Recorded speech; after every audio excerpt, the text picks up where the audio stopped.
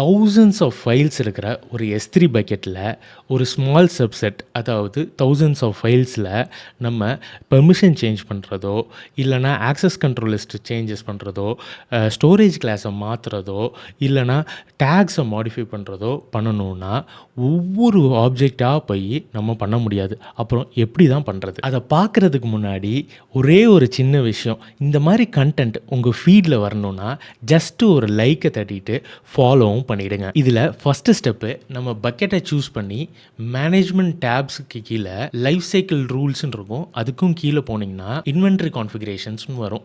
இது பேசிக்காக நம்மளோட ஃபைல்ஸில், நம்ம பக்கெட்டில் என்னென்னலாம் ஃபைல்ஸ் இருக்குது, அதோட செட்டிங்ஸ் என்ன, அது ஸ்டோரேஜ் கிளாஸ் என்ன அப்படிங்கிறத CSV இல்லைனா ஆர்க் இல்லைனா பார்கட் டேட்டா இன்ஜினியரிங் ஃபார்மேட்ஸில் எக்ஸ்போர்ட் பண்ணலாம். பக்கெட்டில் இருக்கிற எல்லா ஃபைல்ஸோட இன்ஃபர்மேஷன் இருக்கிற இன்வென்ட்ரி ஃபைலை எடுத்த பிறகு நம்ம இந்த பேட்ச் ஆப்ரேஷன்ஸை யூஸ் பண்ணி இந்த ஜாபை க்ரியேட் பண்ணும்போது நம்மளுக்கு லேம்டாவை யூஸ் பண்ணி நம்ம டேட்டாவை கஸ்டமைஸ் பண்ணுமா, இல்லைனா எந்த ஆப்ரேஷன்ஸ் நம்மளுக்கு தேவையோ அதை சூஸ் பண்ணி எக்ஸிக்யூட் பண்ணோம்னா ஒரு லார்ஜ் டேட்டா செட்டில் நம்மளுக்கு தேவையான சேஞ்சஸை ஈஸியாக அப்ளை பண்ணிக்க முடியும். ஸோ இந்த மாதிரி ஒரு ப்ரொடக்ஷன் என்விரான்மெண்ட் எப்படி ஒரு ஆர்கிடெக்சரை செட்டப் பண்ணுறது, பெஸ்ட் ப்ராக்டிசஸ் என்னென்ன, அப்படி ஒவ்வொன்றத்தையும் என்னோட ப்ராட்காஸ்ட் சேனலில் போஸ்ட் பண்ணுவேன். மறக்காமல் செக் அவுட் பண்ணி பாருங்கள்.